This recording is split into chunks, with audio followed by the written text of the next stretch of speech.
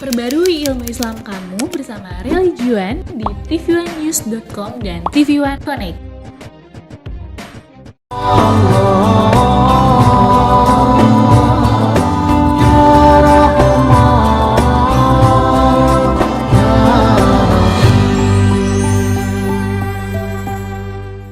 Bismillahirrahmanirrahim. Assalamualaikum warahmatullahi wabarakatuh. Alhamdulillahi rabbil alamin. Salatan wa salaman ala rasulillah wa ala alihi wa sahbihi ajma'in. Asyhadu an la ilaha illallah wahdahu la syarikalah wa asyhadu anna Muhammadan abduhu wa rasuluhu alladzi la nabiyya ba'dah. Allahumma salli ala sayyidina Muhammad wa ala alihi wa sahbihi ajma'in. Ikhwatal iman rahimakumullah, pemirsa TV One yang semoga senantiasa dirahmati oleh Allah. Kita bersyukur pada Allah Subhanahu wa taala. Dialah Allah Subhanahu wa taala yang telah membangunkan kita dari tidur kita, memberikan kesempatan pada kita pagi hari ini bertemu kembali dalam program Assalamualaikum Nusantara. Ikhwatal iman rahimakumullah, tentu bisa bangun di pagi hari ini merupakan satu nikmat yang luar biasa besar yang seharusnya kita syukuri, karena Nabi SAW pernah mendoakan umatnya yang bangun di pagi hari dan memulai aktivitasnya di pagi hari. Nabi SAW pernah berdoa, Allahumma barik ummati fi bukurihim. Ya Allah, berikanlah keberkahan kepada umatku di waktu pagi hari mereka. Dan demikianlah Nabi SAW biasa melakukan banyak aktivitas dimulai di pagi hari. Beliau biasa mengirimkan utusan-utusan ke negeri-negeri lain di pagi hari, mengirimkan ekspedisi perang di pagi hari, mengirimkan delegasi perdagangan juga di pagi hari. Karena memang waktu pagi hari ini merupakan waktu yang penuh dengan keberkahan. Oleh karena itu sudah selayaknya lah setiap muslim memulai aktivitasnya itu sepagi mungkin. Seorang muslim selayaknya bangun sebelum matahari terbit. Dia berusaha untuk melakukan sholat malam dan kemudian dia melanjutkan sholat malamnya itu dengan sholat subuh. Dan sholat subuh ini merupakan satu dari 5 sholat yang ditetapkan oleh Allah Subhanahu wa ta'ala. Bahkan kata para ulama, subuh ini merupakan penentu benar atau tidaknya keimanan seseorang.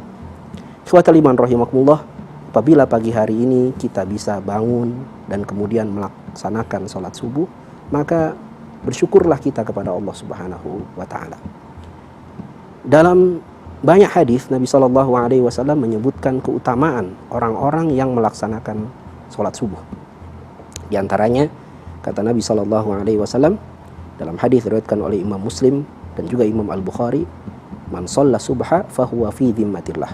Barang siapa yang melaksanakan sholat subuh, maka sungguh dia berada dalam jaminan perlindungan Allah Subhanahu wa ta'ala.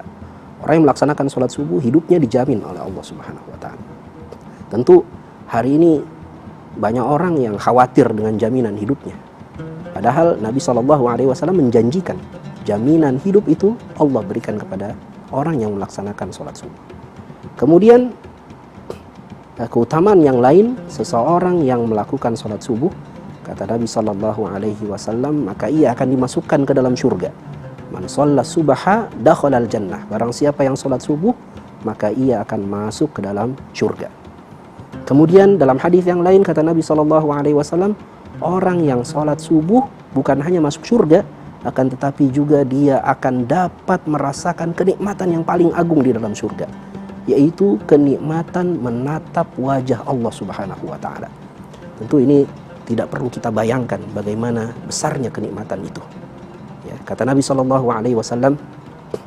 ya, di tengah malam, ya, di bulan purnama, di tengah malam yang dihiasi dengan bulan purnama, Nabi SAW pernah berkata di hadapan para sahabat-sahabatnya, wallahi innakum la tarawna rabbakum kama tarawna hadzal qamar la tadamuna fi ru'yatihi. Demi Allah, sesungguhnya kalian akan melihat wajah Tuhan kalian sebagaimana kalian melihat bulan purnama ini, dan kalian tidak akan dihalangi dalam penglihatan kalian terhadap Tuhan kalian itu. Caranya bagaimana? Fa in istata'tum an tughlabu 'ala salatin qabla tulu'i syamsi wa qabla ghurubiha faf'alu. Apabila kalian mampu untuk mengalahkan diri kalian, melaksanakan salat sebelum terbenam matahari, yaitu salat asar, wa qabla ghurubiha, dan sholat sebelum terbit matahari, yaitu sholat subuh, dan sholat sebelum terbenam matahari, yaitu sholat asar, faf'alu, maka segeralah kalian lakukan dua sholat itu. Jadi seseorang yang menjaga sholat asar dan sholat subuhnya, Allah Subhanahu wa Ta'ala akan berikan nikmat masuk surga dan melihat wajah Allah Subhanahu wa Ta'ala. Dan keutamaan sholat subuh yang lainnya, kata Nabi SAW, man shalla subha bi jama'atin faka'annama qama laila kullu. Barang siapa yang sholat subuh secara berjamaah, maka seakan-akan dia melaksanakan sholat malam selama satu malam penuh. Subhanallah. Tentu jarang di antara kita yang mampu melaksanakan sholat malam satu malam penuh. Satu malam penuh itu berarti sekitar 12 jam atau mungkin 10 jam. Seseorang sholat malam selama satu malam penuh selama 12 jam tidak henti-henti. Ini tentu jarang orang yang bisa melakukannya. Namun apabila ada seseorang yang melakukan sholat subuh secara berjamaah, kata Nabi SAW, dia mendapatkan pahala sebagaimana pahala orang yang melaksanakan sholat malam selama satu malam penuh. Maka ikhwatal iman rahimakumullah, apabila pagi hari ini kita bisa bangun di pagi hari melaksanakan sholat subuh secara berjamaah, ini merupakan satu kenikmatan yang sangat besar yang harusnya kita syukuri kepada Allah Subhanahu wa Ta'ala. Ikhwatal iman rahimakumullah, pemirsa TV One yang semoga senantiasa dirahmati oleh Allah. Selepas kita melaksanakan sholat subuh, Nabi SAW mengajarkan kepada kita satu doa yang hendaknya doa ini senantiasa kita baca setelah kita melaksanakan sholat subuh. Para ulama sesungguhnya berbeda pendapat, berselisih pendapat, apakah doa ini dibaca setelah sholat subuh atau dibaca ketika melaksanakan sholat subuh. Artinya dibaca ketika di rakaat terakhir dari sholat subuh. Ada yang berpendapat doa ini dibaca ketika kita melaksanakan sholat subuh. Ada juga yang berpendapat doa ini dibaca selepas melaksanakan sholat subuh. Doa ini diriwayatkan oleh ibunya orang beriman, oleh istri Nabi SAW, Ummu Salamah radhiyallahu anha, dan kemudian dikeluarkan hadis ini oleh Imam Tirmidzi dan juga oleh Imam Ibnu Majah dalam kitab Sunan beliau. Kata Ummu Salamah radhiyallahu anha, sesungguhnya Nabi SAW sering membaca atau biasa membaca selepas sholat subuh, membaca satu doa, yaitu Allahumma inni as'aluka ilman nafi'an wa rizqan thayyiban wa amalan mutaqabbala. Nabi SAW, kata Ummu Salamah, sering berdoa selepas sholat subuh, ya Allah, sesungguhnya aku meminta kepadamu ilmu yang bermanfaat, aku meminta kepadamu rizki yang baik, dan aku minta kepadamu amal yang layak untuk diterima. Inilah tiga hal yang diminta oleh Nabi SAW setiap pagi selepas sholat subuh, yang seharusnya juga kita minta kepada Allah setiap pagi selepas sholat subuh sebagaimana diajarkan oleh Nabi SAW. InsyaAllah pada sesi berikutnya kita akan coba renungkan apa makna dari doa yang indah ini yang diajarkan oleh Nabi Sallallahu Alaihi Wasallam.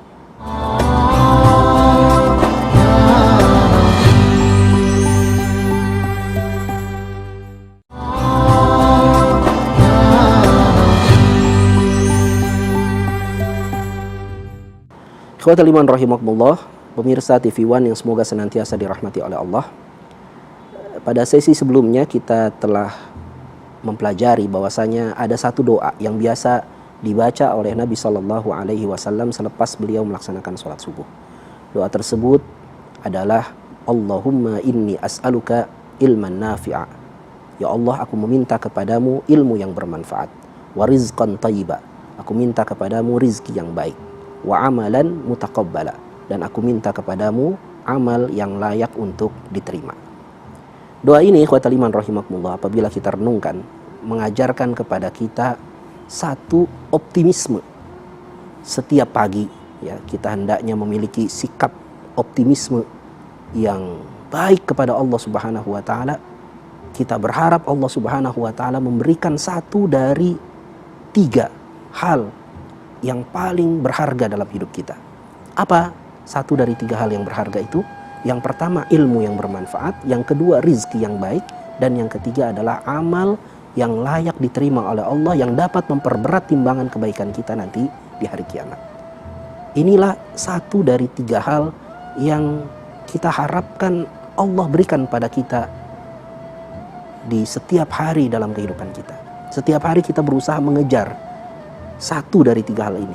Mudah-mudahan kita bisa mengejar bukan hanya satu, tapi juga dua, atau semoga kita bisa mengejar tiga-tiganya. Nah, ikhwatal iman rahimakumullah, ada hal yang menarik pada doa ini, di mana Nabi SAW mengawali doa ini dengan permintaan akan ilmu. Ya, Nabi mengawali permintaan pagi harinya meminta ilmu dulu, ilmu yang bermanfaat. Mengapa permintaan ilmu ini didahulukan ya, dari permintaan rizki dan amal?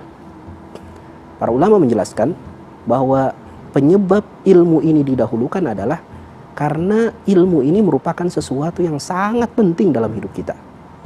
Seseorang dapat mengetahui mana rizki yang baik, mana rizki yang tidak baik apabila dia memiliki ilmu. Seseorang tahu mana yang halal, mana yang haram apabila dia memiliki ilmu. Seseorang dapat beribadah dengan benar apabila dia memiliki ilmu, sehingga amalnya nanti diterima oleh Allah.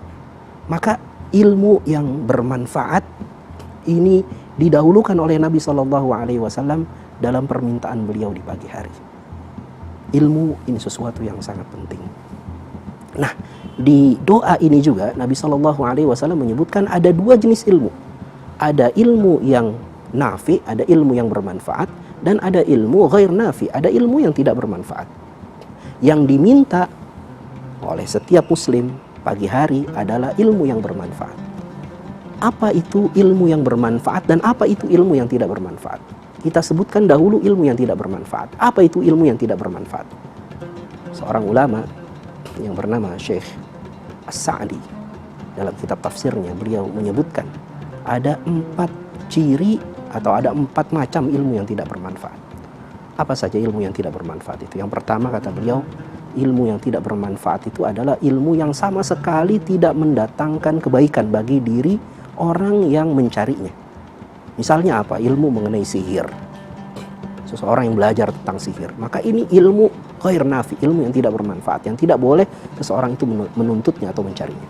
Atau misalnya seseorang yang menghabiskan waktunya untuk mempelajari hal-hal yang menyesatkan, hal-hal yang keliru, mempelajari akidah atau keyakinan agama lain, atau meyakini atau mempelajari filsafat-filsafat cara berpikir orang-orang kafir atau cara berpikir orang-orang yang keluar dari lingkaran keislaman.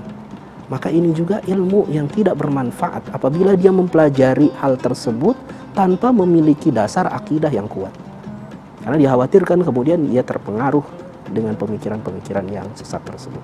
Nah, ini jenis pertama dari ilmu yang tidak bermanfaat. Kemudian jenis kedua dari ilmu yang tidak bermanfaat, kata Syekh As-Sa'di, adalah ilmu yang dipelajari oleh seseorang yang menyebabkan orang tersebut lalai dari beribadah kepada Allah.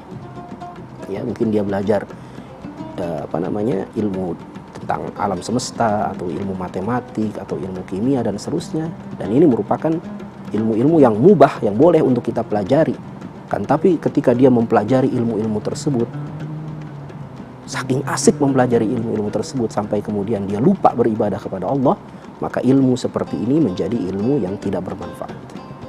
Kemudian yang ketiga, ilmu yang tidak bermanfaat juga adalah seseorang yang mempelajari ilmu agama. Ilmu agama harusnya ilmu bermanfaat, tapi dia mempelajari ilmu agama dan tidak mengamalkan ilmu agama tersebut. Maka ilmu agama yang tidak diamalkan ini bisa berubah menjadi ilmu yang tidak bermanfaat. Ini jenis yang ketiga dari ilmu yang tidak bermanfaat. Jenis yang keempat dari ilmu yang tidak bermanfaat adalah seseorang yang mempelajari ilmu alam atau ilmu tentang alam semesta, tapi kemudian dia tidak memiliki landasan pengetahuan agama yang baik. Sehingga ketika dia mempelajari ilmu alam semesta ini, mengakibatkan muncul dalam hatinya itu kesombongan. Betapa banyak orang-orang yang mempelajari ilmu alam dan kemudian meninggalkan ilmu tentang agama, ia terjerumus dalam ateisme. Dia tidak percaya akan adanya Sang Pencipta, tidak percaya akan adanya Allah yang mengatur alam semesta ini. Maka inilah 4 jenis ilmu yang tidak bermanfaat yang seharusnya dihindari oleh setiap muslim. Nah, apabila kita sudah tahu jenis ilmu yang tidak bermanfaat, kemudian apa ilmu yang bermanfaat itu? Dikatakan oleh Syekh As-Sa'di, ilmu yang bermanfaat adalah ilmu yang mendatangkan kebaikan bagi agama seseorang dan bagi urusan dunia seseorang. Ilmu yang mendatangkan kebaikan bagi urusan agama dan dunia seseorang, maka inilah ilmu yang bermanfaat yang Allah Subhanahu wa taala minta untuk kita mencarinya. Ikhwatal iman rahimakumullah, selain meminta ilmu, kita juga diajarkan oleh Nabi SAW di pagi hari meminta dua hal yang lain, yaitu meminta rizki yang baik dan meminta amal yang layak untuk diterima. Insya Allah kita akan bahas dua hal yang terakhir ini pada segmen yang berikutnya.